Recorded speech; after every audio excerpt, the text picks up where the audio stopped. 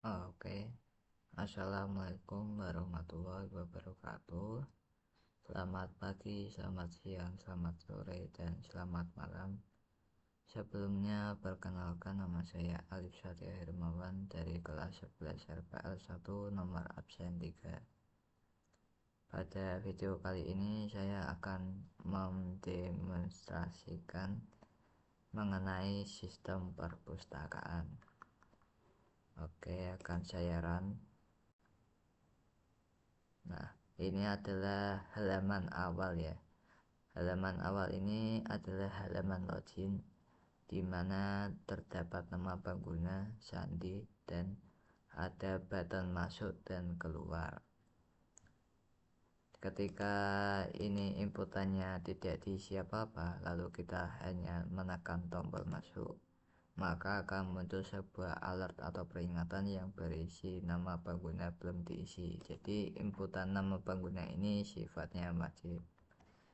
Karena saya sudah membuat kayak akun lah, ibaratnya akun di database, jadi tinggal saya masukkan saja di inputannya.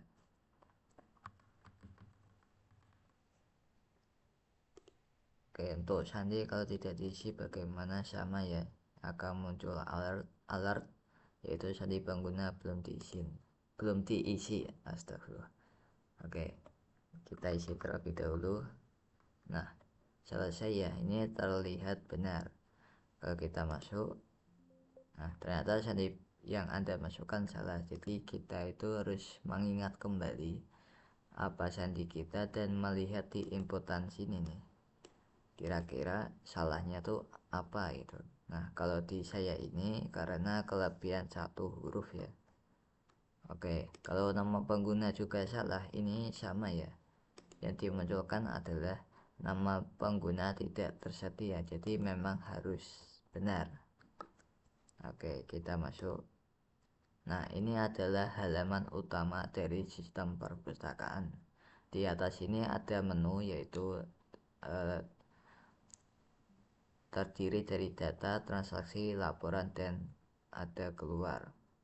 Di data sini ada buku, anggota, dan pustakawan. Kita mulai dari buku dulu. Sesuai judulnya, ini adalah data buku, artinya halaman ini khusus untuk data-data buku. Ada judul buku, pengarang, penerbit, tahun terbit, tanggal masuk, dan status buku. Lalu ada fitur ya di sini, di halaman sini ada kita bisa menyimpan buku, mengubah, menghapus, batal, dan keluar. Lalu di pojok kanan atas ini ada cari ya. Cari ini untuk mencari data buku yang sesuai apa yang kita masukkan di inputannya. Bisa huruf atau angka. Contohnya di sini kita masukkan angka, maksudnya saya masukkan huruf A. Nah, maka akan memunculkan data-data yang ada kaitannya dengan huruf A ya, sesuai dengan inputan cari di data grid view. Ini adalah data grid view. Nah, kalau misalnya di ID buku nggak ada, maka akan dicek di sebelahnya, yaitu judul buku. Di judul buku ini ada huruf yang berkaitan dengan A atau tidak. Kalau misalnya tidak ada, maka akan di sebelahnya pengarang sampai tanggal masuk. Nah, kalau misalnya tidak ada yang sesuai, contohnya misal huruf V, ini kan tidak sesuai ya, jadinya kosong, tidak tampil apa-apa. Lalu kalau ingin menampilkan semua data yang ada bagaimana? Untuk menampilkan semua data yang ada, kita tinggal hapus saja inputannya, kosong seperti ini. Ini adalah semua data yang sudah pernah dibikin ya oleh seseorang ya, kitanya yang bikin. Nah, kita coba bikin sebuah buku baru ya menggunakan fitur simpan.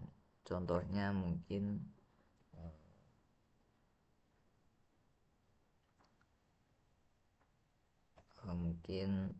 apa ya?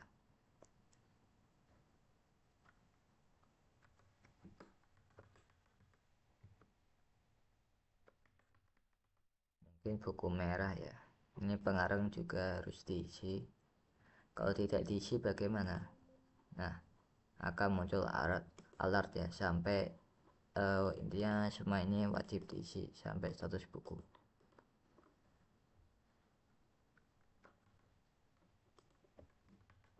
Ini sebagai contoh saja.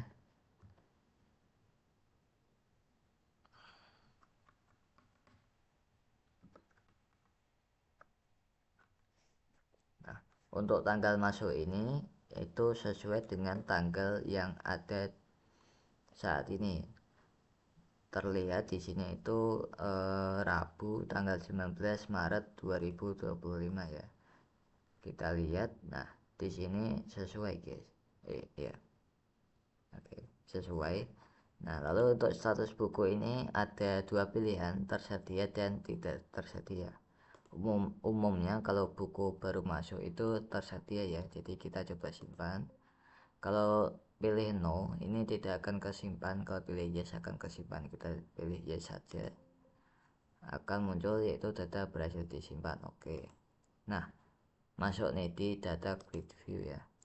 Nah, gimana cara kita bisa mengubahnya? Untuk mengubah itu kita harus mengklik di data grid view ini, kita pilih nih kira-kira data mana yang ingin diubah. Caranya kita untuk ini mouse ini yang putih-putih ini, kita klik di bagian data yang diubah ya, tinggal klik saja. Nah, nanti di inputannya sini akan otomatis menyesuaikan dengan data yang kita klik tadi.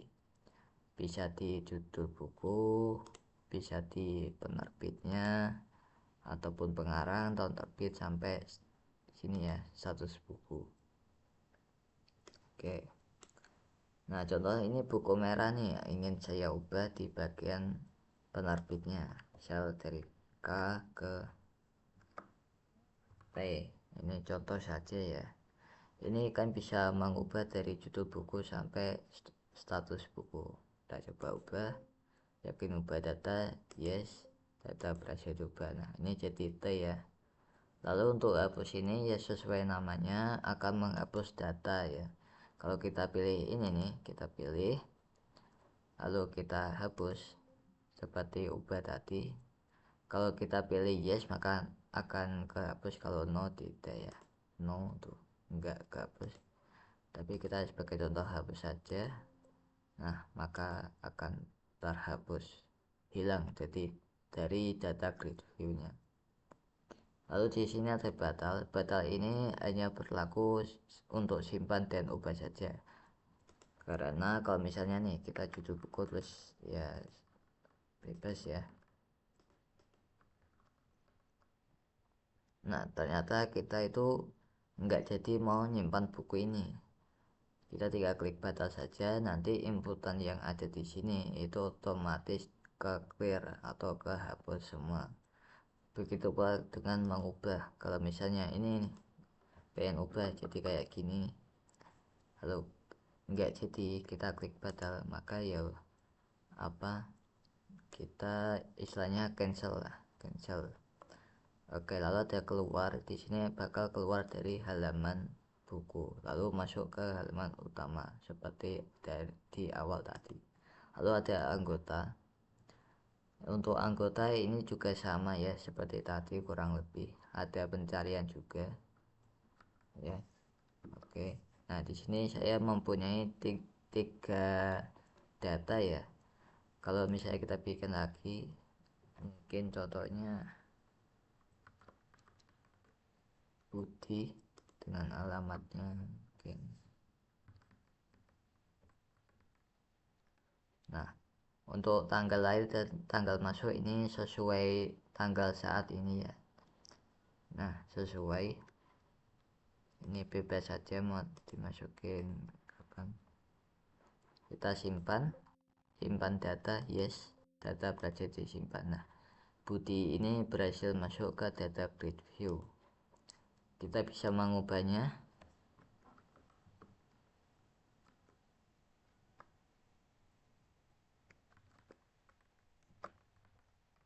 contoh saja ya, ini Jatim, Jakarta Jatim, sebenarnya enggak Jatim ya, tapi Jawa Tengah. Yakin pada data, yes, data berhasil diubah. Ini berlaku untuk semuanya ya, semua inputan. Lalu kita bisa hapus juga, ini misal saya hapus enggak sih ya, dia bisa dihapus tapi gak akan saya hapus. Lalu untuk batal juga sama ya, misalnya nih Budi mau diubah jadi Budi, nah kayak gini tapi katanya kayak nggak jadi deh, ya tinggal klik batal saja. Lalu begitu pula dengan simpan, kita keluar. Nah terakhir ini ada pustakawan ya, sama, karena kurang lebih sama mungkin kita bisa langsung ke bagian transaksi peminjaman buku. Oke, di transaksi peminjaman buku ini adalah data-data yang ditampilkan dari data buku tadi, tapi yang ditampilkan hanyalah status buku yang tidak tersedia ya. Nah kita coba ke data buku, kita cek. Nah di sini bisa kelihatan yang tidak tersedia itu ada 3, artinya 3 buku ini, Halo, Tes, dan buku uang sedang dipinjam. Kalau yang tersedia ini artinya buku tersebut tidak sedang dipinjam seseorang ya. Oke, kita ke transaksi peminjaman buku.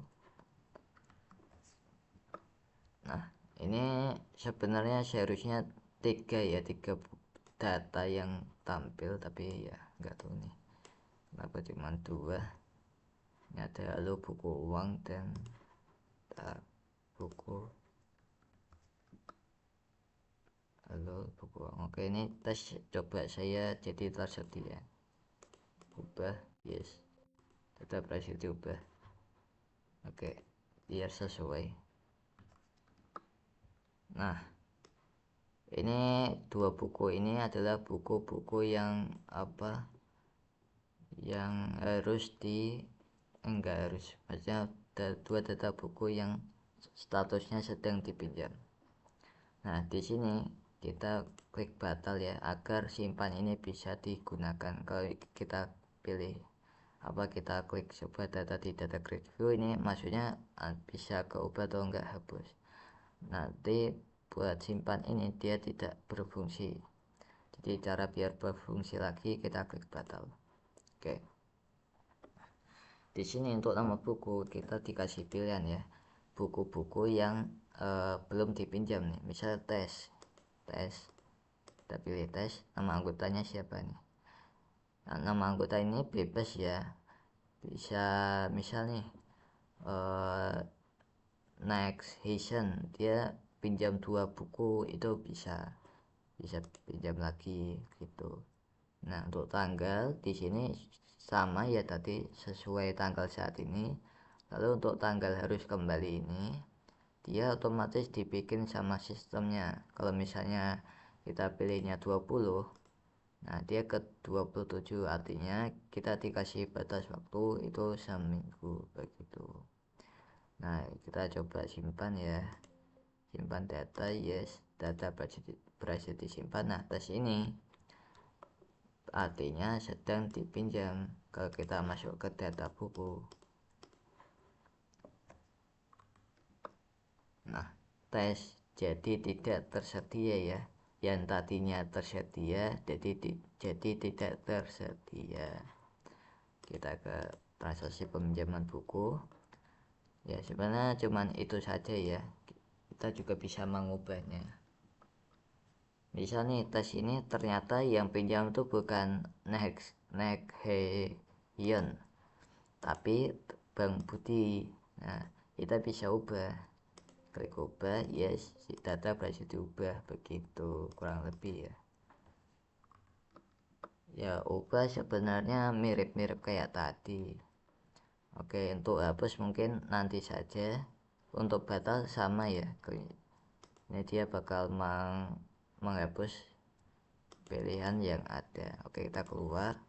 Lalu di sini ada transaksi pengembalian buku. Ini pengembalian buku adalah buku yang ingin dikembalikan ya sama anggotanya. Misal nih Budi Budi ini eh, tadi kan tanggal harus kembali, eh sabar kok 20.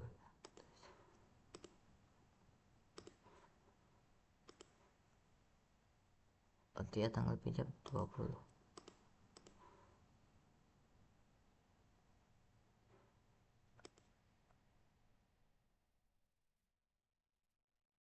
Ah, oh iya benar ya, kok tanggal harus kembali kayaknya kebalik guys. Oke, nanti tak benerin deh.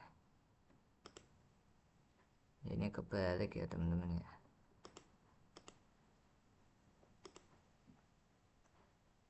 Karena kebalik, coba kita cek dulu di sananya. Oke teman-teman, karena ini ada kayak kesalahan teknis, akan saya post terlebih dahulu untuk videonya. Nah oke, maaf ya tadi atas ketidaknyamannya. Di sini sudah saya perbaiki untuk transaksi pengembalian buku. Nah, di sini tadi kan Bang Budi minjem ya buku tes. Di sini kita bisa lihat untuk nama buku di sini sesuai tes, nama anggotanya siapa, ini Budi. Untuk 8 sama 4 ini adalah ID-nya ya teman-teman. Terus ini ada yang pekerjanya.